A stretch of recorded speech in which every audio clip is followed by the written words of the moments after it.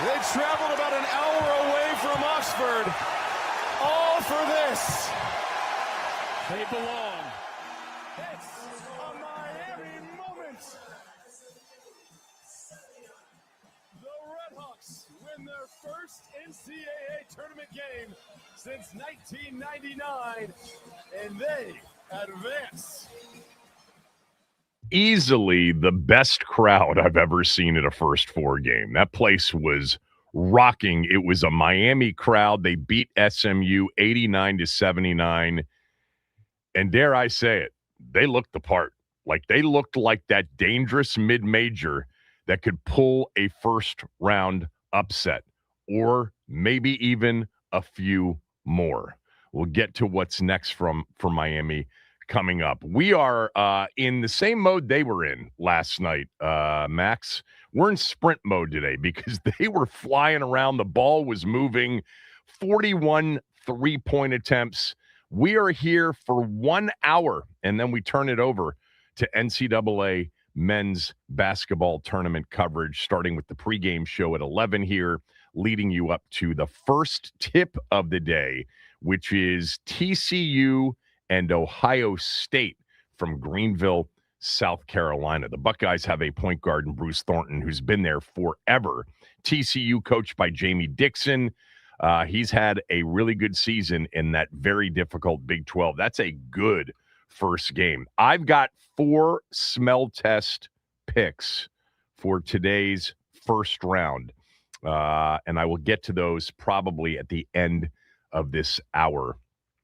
On this particular 1 hour show, you're going to hear from Mike Giannetti, Spotrac. He joined me on my podcast, and he was excellent talking about Washington's free agency so far, talking about free agency in general, but specifically talking about the Brandon Aiyuk situation and how he sees it playing out.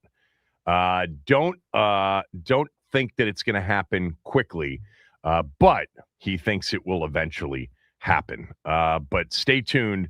He will jump on with us in about 15 minutes. We'll talk with Michael Giannetti, the co-founder and editor of Spotrac, which really is one of the, I think it's the best site for tracking player salaries, contracts, salary cap stuff, etc. But March Madness is here in Miami.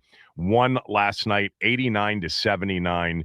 You know, there was a missing player from the lineup for SMU that the committee, Keith Gill, the chairman of the committee, said that the reason that SMU was in the field, or a big consideration for putting SMU into the field, was that B.J. Edwards was supposedly ready. He was their number 3 scorer and number 2 assist man on the SMU team. He had missed SMU's final 5 games with an injury, and they lost 4 of those 5 games.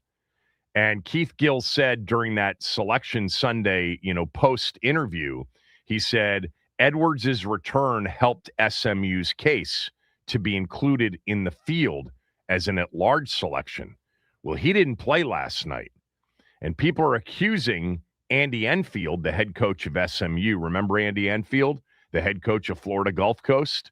Andy Enfield, the head coach at USC. Andy Enfield, pretty good shooter back in the day when he was working, I think, at Merrill Lynch at Bethesda Sport and Health. Yeah, he could really shoot it. I think I've told this story before, but I was at the 2013 Final Four. It was the Final Four in which Florida Gulf Coast, in the lead-up to the Final Four, had upset Georgetown, had advanced to the Sweet 16, if you recall. And we were on Radio Row, and somebody said, do you want the Florida Gulf Coast coach? And I said, sure. And so he came over, and he sat down, and I don't know why it hadn't registered, but he looked at me, and he said, I know you. And I said, yeah, what are you doing here? I'm waiting for the Florida Gulf Coast coach to come sit down and have a conversation with me. He goes, I am. I said, well, when did that happen? He was a stockbroker. He had played at Johns Hopkins and was a phenomenal shooter, really good shooter, but used to come and play at Bethesda Sport and Health all the time in the 90s, early 2000s, mid-2000s. But yeah, Andy Enfield's been around for a while. That was his 7th trip, but he's being accused of hiding and misleading the committee on the BJ Edwards injury, because the word got out to the committee after they asked that Edwards would be ready to play in the game last night. If they knew Edwards wasn't going to play in the game last night, very likely Oklahoma would have been included in the field, not SMU. Now, he said after the game, when questioned about it, he said, we thought he would be ready. The player said he would be ready, but when we got ready for the game, he said, I just don't feel like I'm ready to go, but I'll be ready Friday if we win. Well, he didn't play. Miami won. I don't know if he would have made the difference. I haven't watched SMU this year, so I don't know how much BJ Edwards would have mattered. I'll tell you this, though. Miami last night, and I've watched them a couple of times down the stretch when they were kind of in trouble in a couple of their Mid-American game conference games, came back and won and kept their, unbeaten season alive, finished the regular season 31-0 before losing to UMass in the Mid-American quarterfinals. I didn't necessarily see what I saw last night, which is unbelievable spacing, unbelievable ball movement, a real purpose to their drives. They're so well coached offensively with the spacing in particular, and what they do with ball movement and how many times the ball moves. This isn't ISO. This isn't two-man shooting threes. This is drive, throw out, two more passes to a wide open shooter. And I'll tell you, SMU was more athletic, and they did close out, and they did get in the face of some of the shooters, even with the incredible passing, even with a collapsed defense. But they were knocking them down, man. 16 of 41, 39% ultimately from behind the arc. They shot a couple too quickly late in the game with a big lead, and it kind of got dicey there for a second. But Miami looked the part. They totally looked the part last night. Super impressed with what Miami was able to do last night. And that's the kind of mid-major team that gives majors trouble. The team that puts 5 dudes on the floor that can all shoot it and can all handle it and all know how to play the game. Tennessee is their next opponent. What is the line? I didn't look at the line for that game. I'm going to assume that Tennessee's every bit of a 9-10 point favorite because they play defense. Rick Barnes' team plays defense, and they got Ament. They've got Gillette. They're an 11-point favorite. Hey, mark this one down right now, Max. Tomorrow, I'm almost positive Tennessee will be a smell test pick because after last night, the world is going to be on Miami of Ohio. I mean, no doubt the entire betting public will be taking the big number and betting the Red Hawks. But they were fun to watch last night in the final game of the first 4. And today we get a tournament. We get a tournament with 16 games. These next 4 days, I put these next 4 days right next to Thanksgiving weekend and then I think Labor Day weekend in terms of the best sports weekends on the calendar. Labor Day weekend because football's back. Now, we don't get the NFL, so maybe Labor Day weekend takes a back seat. Maybe it's that second weekend in September when the NFL opens up with college football in week 2. If you're a tennis fan, you get the U.S. Open ending. But Labor Day, just to have that full Saturday of football is pretty good. But I would say Thanksgiving week/weekend and this weekend are the 2 best weekends on the sports calendar. Divisional round playoff weekend, wild card weekend, they're in the mix too.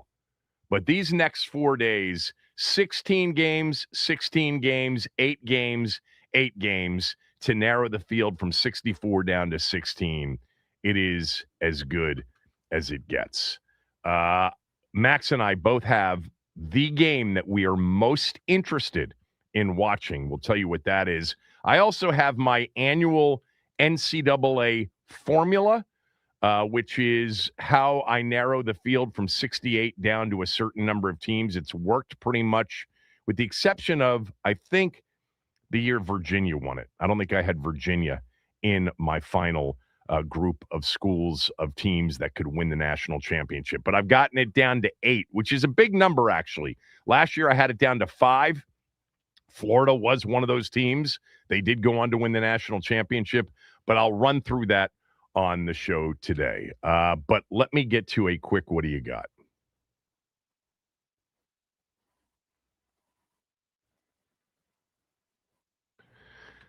So, 2 things. Number one, did you see that it is now kind of confirmed? There have been multiple reports anyway, that the Seattle Seahawks will open up the season as the defending champions on Wednesday night, September 9th. So a night earlier than usual. And the reason for that is the Rams and 49ers are going to play on Thursday night, September 10th, against each other in Melbourne, Australia, the first ever game in Australia. So Wednesday night, mark your calendars, that will be the NFL kickoff game. Seattle playing somebody to kick off the 2026 season. However, there is a wrinkle to this. That night, Wednesday night, September 9th, the Mariners play at home right next to Lumen Field in their stadium. And the soccer team in Seattle, the Seattle Sounders, which I am told is a big deal in Seattle. Soccer apparently is a big deal in Seattle and in Portland. Did you know that, Max? That the MLS teams out there are a big deal in the Pacific Northwest?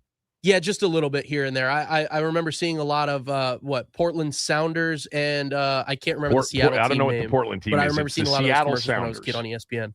It's the Seattle Sounders. Oh, wait. Then who am I thinking of? I don't know. The Portland Timbers. I don't know what their team is. I just made that up. No. Is that what they're called, honestly? Think so. No, they're not. Now you're trolling me. I just completely made that up. The Timbers? Maybe I remember it from like a USFL They're an MLS team, brother. That's the MLS team? Yeah. Well, then I must have heard it at some point. But if you had said for, $5,000, name the team, and I would have given it thought, I probably would have said something different than Timbers. But it must have been laying there somewhere in my brain. Anyway, the Sounders have a game scheduled at Lumen Field on Wednesday night, September 9th.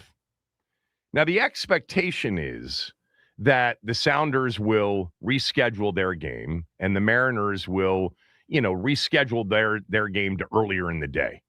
Let me just mention that back in 2013, the Ravens were the defending Super Bowl champions. They had beaten the 49ers in the Super Bowl for the 2012 season, and they did not open up the NFL season on Thursday night at home. They had to play that game on the road at Denver against Peyton Manning, and they got beat because the Orioles refused to reschedule their scheduled game, which started at 7 o'clock. It was going to be too much of a traffic issue.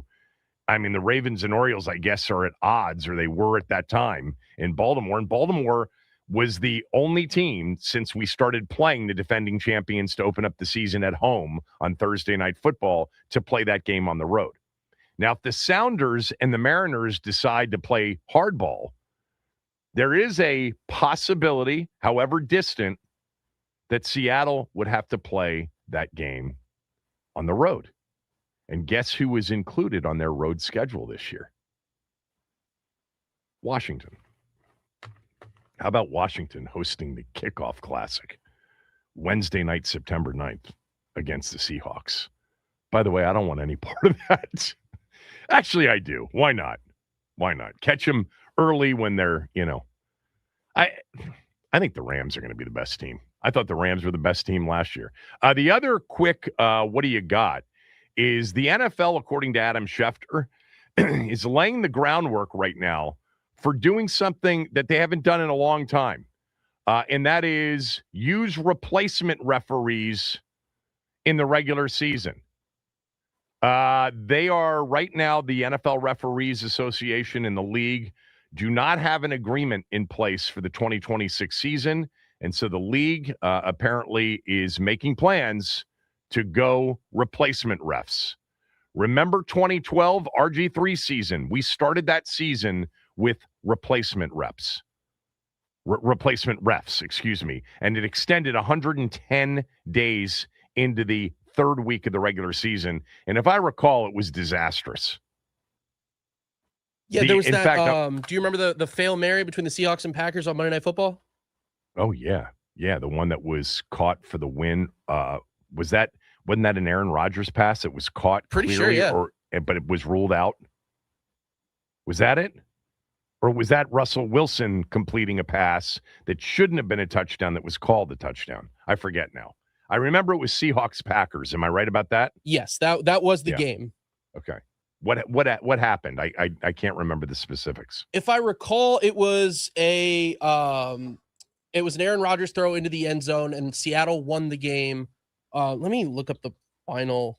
I believe it was like 14-12 was the final score of that one. Here it is. The final game with replacement refs. I keep saying refs.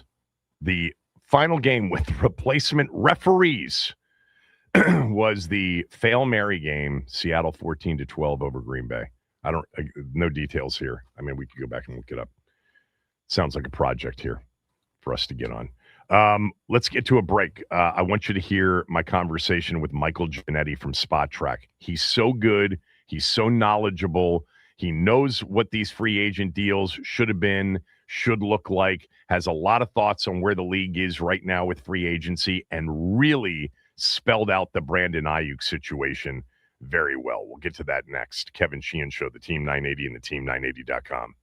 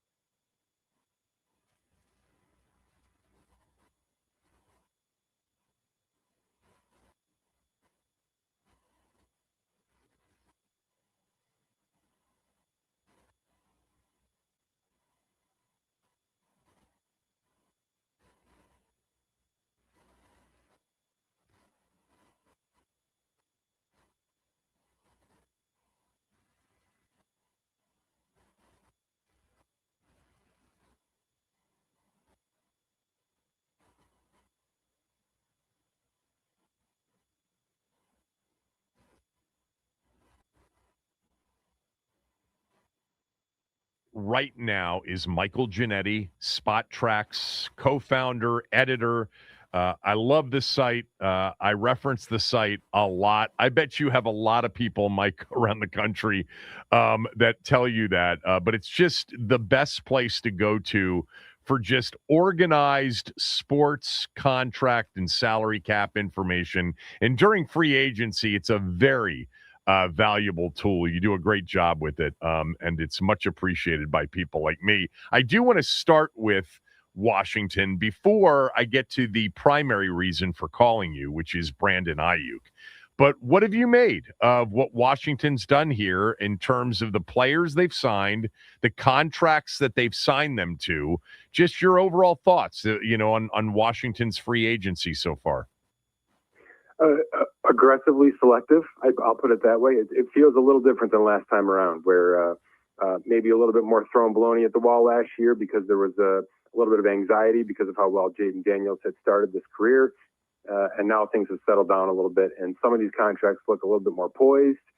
Obviously, the big fish right now is the OA deal, which is really just a 2 for $50 on its face. So if everything else kind of settles in underneath that, there's still ample cap space. We can project about $40 million of cap space right now for Washington heading towards that kind of second wave of free agency. So they're not putting all their ducks into the early part of the offseason. They're giving themselves some time for trades, for other teams to maybe settle some dust a little bit, and then head towards the draft with assets around. Explain to me how Washington has been the third biggest spender so far in free agency. I think in new players actually acquired their number one with 12. It's 16 total since last Monday.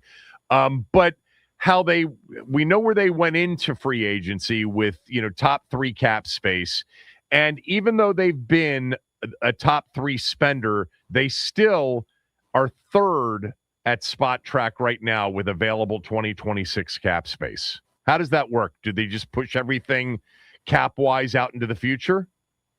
Yeah, generally speaking, a new contract comes with a friendly first-year cap hit, right. Which is obviously what you're seeing with the Larry Tunsil extension. That was a significant amount of savings, despite the fact that he's the highest average-paid offensive lineman in NFL history. So, it's sort of funny how that works. It feels like the aggressiveness is there, and yet much of the damage doesn't come until year 2 and certainly in year 3 if it exists at that point in time. So there's a benefit to signing contracts, which is why you're seeing some of the contending teams with little cap space do exactly that this time of year, which is tack on a year or 2 to some of their more notable players just to get that kind of immediate benefit from the cap perspective. And do they just count on the cap continuing to go up? It's $301 million this year, and I don't even know what you've got it projected at next year, but I'm going to guess it's $330 million or somewhere around there. That's a part of it too, right?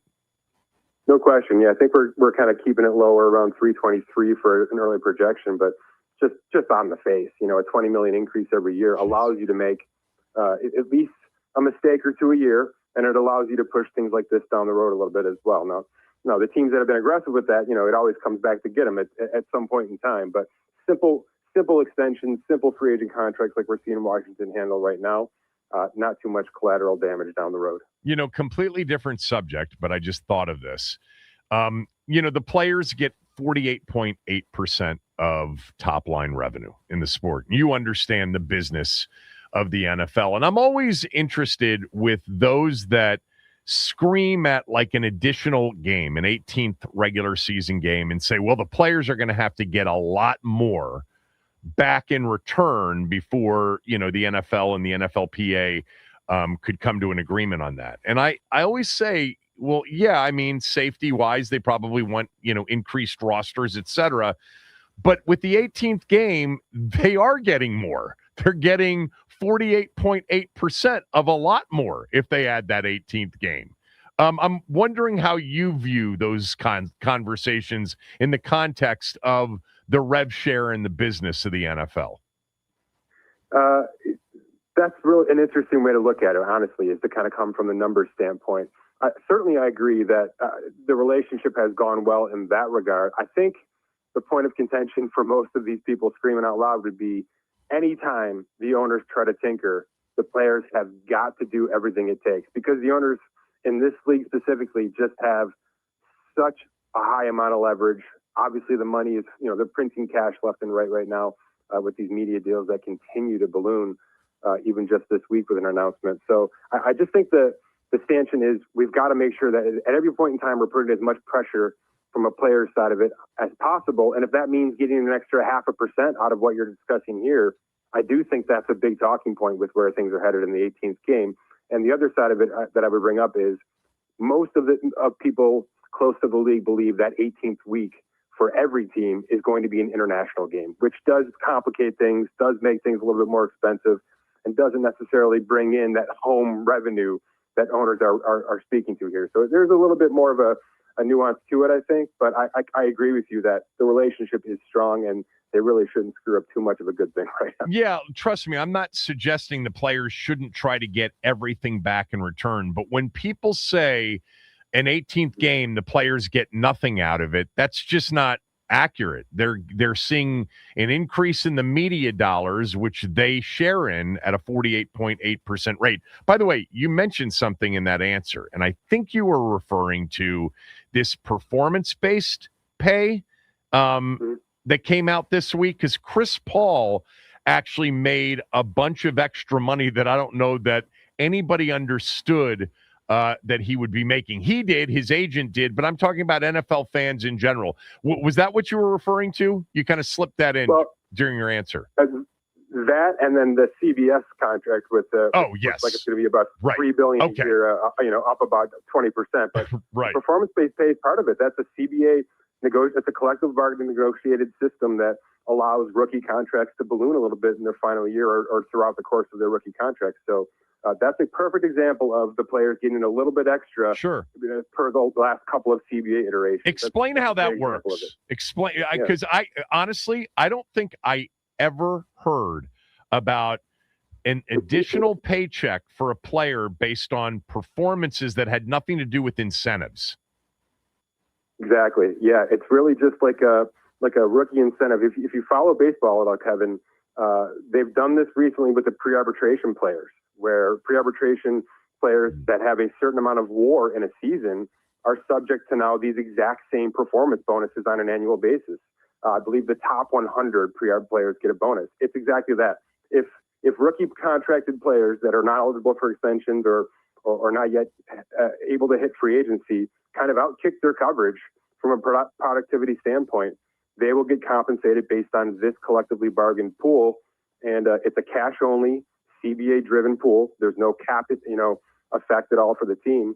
It's just cash in hand for the player and the agent. And it's been a nice little kickback for a lot of players that, for the most part, are near minimum salaries on an average basis. Chris Paul received just over $1.2 million in 2025 performance-based pay, which was fifth highest in the NFL for the year. By the way, on Chris Paul, he was the one out of the players that they had that were entering unrestricted free agency that I thought had a chance to cash in earlier rather than maybe wave 2, wave 3, because they really didn't have an obvious wave 1 free agent from, the players that played on their team last year.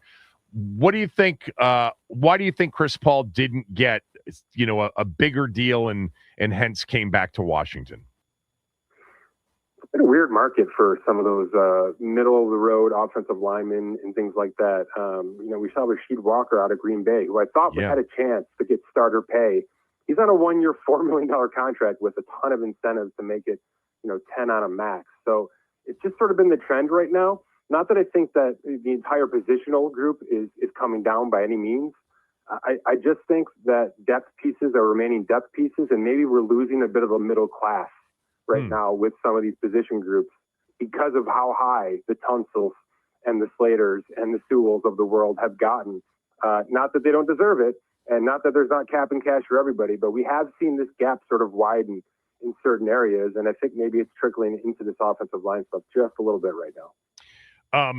Come back to Washington in a moment. I don't want to lose this thought because the Max Crosby situation was certainly an odd situation. Real quickly on that, do you have a gut feel as to what happened? Do you think Baltimore got cold feet, or do you think that legitimately they were concerned with the medical?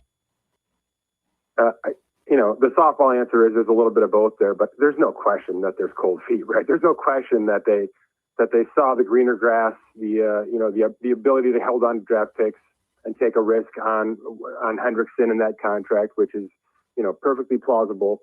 It's just the risk you run, right? I mean, this is all unofficial stuff for those first 48 to 72 hours that we're going through this stuff. And I know it feels like free agency was done before it even started, but this was one of those cases where you got to kind of keep your foot on the gas pedal here, because these things do happen. We just haven't seen it happen at this level with this type of player in forever. So it's going to be a learning education piece for, I think, a lot of teams as they navigate sort of some of these early wink moratorium negotiations behind the scenes and try to not let those things get out to the public. Yeah, why do they do it this way? Why wasn't last Monday at 12 noon the beginning of free agency period?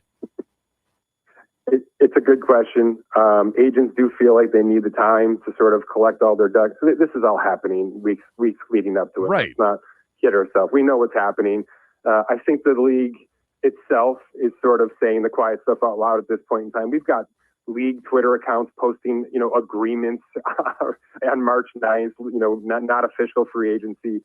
I think everybody's in on it at this point in time. I would expect something to change, maybe not immediately, but in the coming years here, because it is a little silly and things like this are going to get caught up in the middle of it. The compensation that Baltimore did or was willing to offer 2 first-round picks for Max Crosby, coming off, last September's deal for Micah Parsons, I said, and you're going to have a much better feel for this, but my gut feel was, man, for a couple of years, I heard from various people that cornerback was more important than pass rusher. Interior pass rush was more important than edge pass rusher. And I don't think that's true. I think after quarterback, isn't it edge rusher next in terms of salaries, compensation and trades? It seems like that's still the number 2, and it always has been. What do you say to that? I'd say it's becoming much more debatable. That had certainly been the pecking order for quite some time here. And by the way, Micah Parsons' contract certainly, puts that back into the forefront. There's no question about that. But we are seeing quite a bit of this money and quite a few of these markets jumping much at a much higher percentage base, let's put it that way, than the edge rushers are. I would put the Chris Jones contract on the interior. Certainly 5 or 6 cornerbacks have reset the market pretty much every offseason, and it happened again this year at $31 million with Trent McDuffie out in Los Angeles. So it's coming. We're not there yet, but I would agree with you that as of right now, if there is a Micah Parsons, a true A alpha edge rusher, that is still the number 2 most coveted position in football. All right. Brandon Aiyuk, just give me your overall thoughts on, maybe start it chronologically, what happened in San Francisco and what currently is going on, and what do you project will happen? Yeah. Certainly conflicting reports. Did he quit? Did he not want to rehab? What happened with the team there specifically? Obviously, it's a position where there's a point of no return. So how do we get rid of Brandon Aiyuk is the biggest conversation right now in football, in my opinion, because the fact that it hasn't happened, that there hasn't even been a discussion of San Francisco pulling the trigger on this thing, means to me that they have gotten at least an inkling of offers with the trade market. It's a 1 for 27 non-guaranteed, just to say what it would be on the face right now. You bring that contract in, you restructure it, you rip it up, you start over, because obviously everything voided and it's sort of a vanilla contract. But that's what it would take to acquire Brandon Aiyuk on the surface. Wait, I want to make sure I'm clear on that before we move on. If you give up a 7th rounder, you get that $27 million base salary for next year. Why would he restructure that versus if you picked him off waivers, you're starting anew? That's right. That's the big debate is we want to get to a situation where we can start at ground zero with Brandon Aiyuk, build our own contract versus bringing in. And like I said, he has if you acquire his contract, you are acquiring him and the contract as a package deal. That sounds like a recipe for disaster if you're asking me, regardless of what the pick is that you're giving up. Right. The San Francisco side of this, Kevin, is that they lose $20 million to do anything right now from a cap perspective. They cut him, they lose $20 million. They trade him, they lose $20 million. So they are in no rush. And then the other side of this, which is me putting some words in their mouth, but I don't think it's that far-fetched. I don't think they're in a rush to let this guy hit the open market right now, or in a rush to let this guy pick his next team. I think there's a little bit of that happening because there is this direct connection. He has sort of been out there saying the Commanders are a choice of mine for my next destination. I think they're holding suit because they can hold suit right now. And certainly from a financial standpoint, it does make sense for this stuff to happen after June 1st. So will teams wait for this, or will they wait out San Francisco to have to force a release, and then they can start from scratch with Brandon Aiyuk? I think that the latter part there is what teams are hoping for, because I think just adding any more assets to this player with that resume is just too darn risky right now. Yeah, I totally agree with you. And I would think that every NFL team, unless there is, behind the scenes information that this was truly like an equally blamable, culpable situation where Aiyuk had reason to believe. I mean, I've said this a million times. Giving back $30 million for not showing up at a facility twice a month to get your knee checked is bad judgment, in a best case if you're trying to evaluate him, right?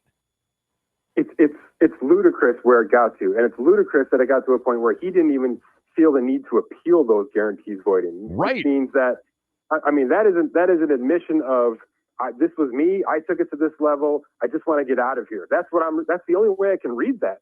Outside of the fact that he doesn't like football anymore, which I think some teams have to do some homework on. But you're right. I mean, this was a guy. It wasn't even 30. It was X amount of dollars last year. He forfeited, guaranteed salary last year. He forfeits basically a full salary this year, and there was injury guarantees in 2027.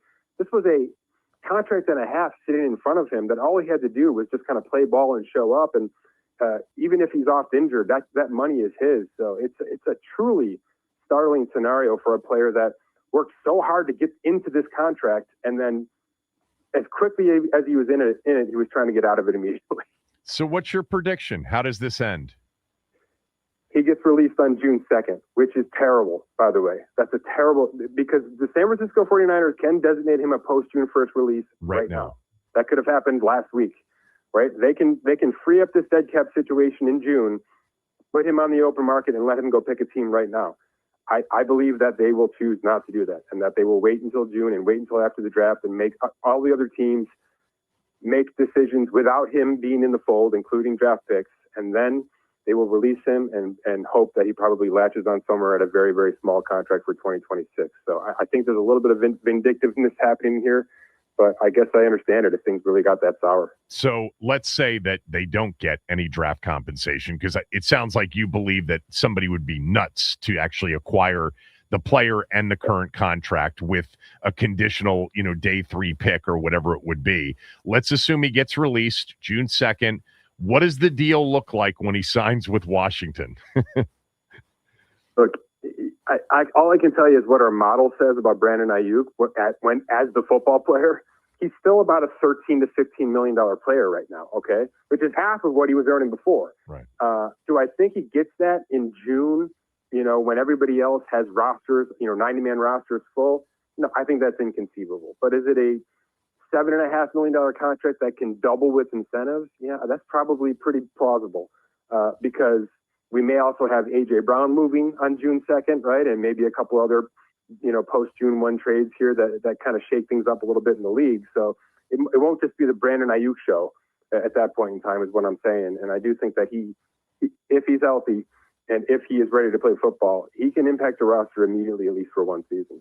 Thank you for doing this. Always enjoy the conversation. Keep up the good work. Thanks, Mike. Appreciate you, Kevin. Michael Giannetti, everybody from Spotrac. June 2nd, mark it down. It's a Tuesday. That may be the day that Brandon Aiyuk is released, and perhaps within minutes or hours or just a few days, he will end up signing with somebody. And certainly there's a chance it could be here. I want to mention that Window Nation right now is offering up to 50% off on all window and window styles. That is a great deal. It runs until the end of the month. So if you've been thinking about new energy efficient windows, not only energy efficient windows, but windows that'll make your home look nicer, it's time to replace those windows in your home. And to do it with Window Nation right now comes with a big savings, 50% off plus. If you choose to finance the purchase, the options include no money down and payments as little as $199 a month. Window Nation measures 3 times to ensure your windows fit perfectly and keep your home comfortable year-round. They do their installs in a day or less. That's part of their promise, and they leave you with a lifetime warranty on your purchase. Get the windows you want to protect and beautify your home. Choose from over 1,500 styles and colors from a company that has over 45,000 5-star reviews and was ranked highest on Forbes' list of best window installation companies. Hurry, the sale ends soon. Don't wait. Call them at 866-90-NATION or head to windownation.com.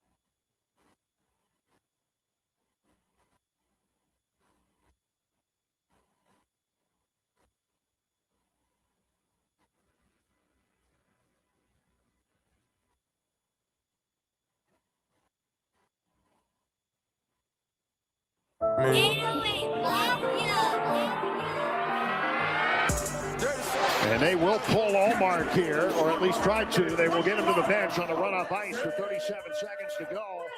Alexei Kronis with a goal here. And now as Shabbat is tripped up by Thompson, here comes Cole Hudson with the empty netter. He scores! It's his first National Hockey League goal! Have a day, Cole Hudson! It's 4-1 Washington! How about that?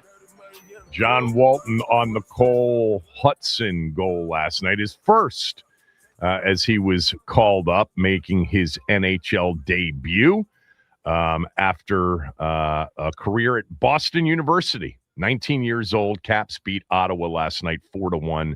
They need to go on a tear right now over their final 13 games.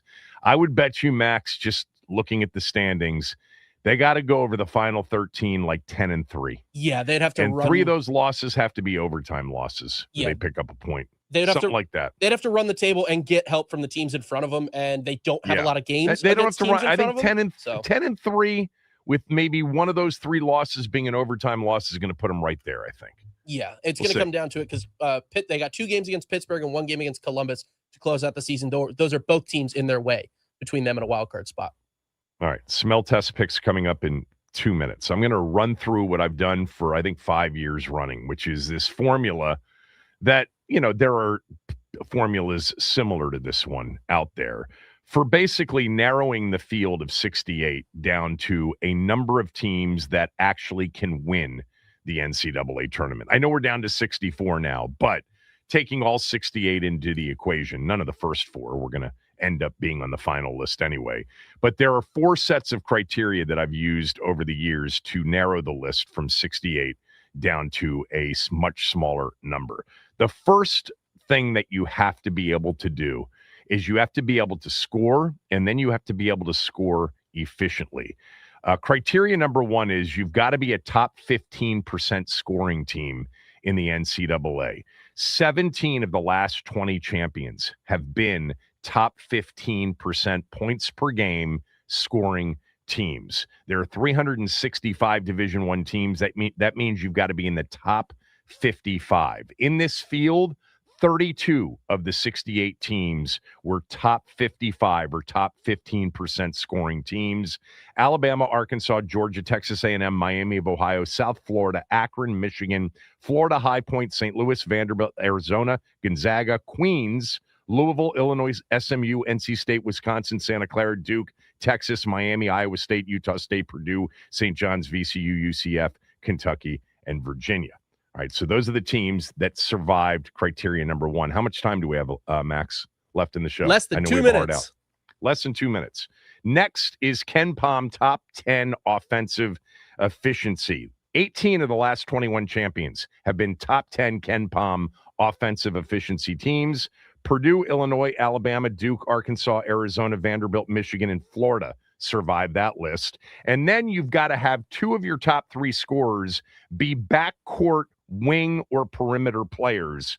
Purdue, Illinois, Bama, Duke, Arkansas, Arizona, Vandy, and Florida survive. Down to 8 teams. My subjective criteria is I need the coach of the team to be considered to be an excellent coach.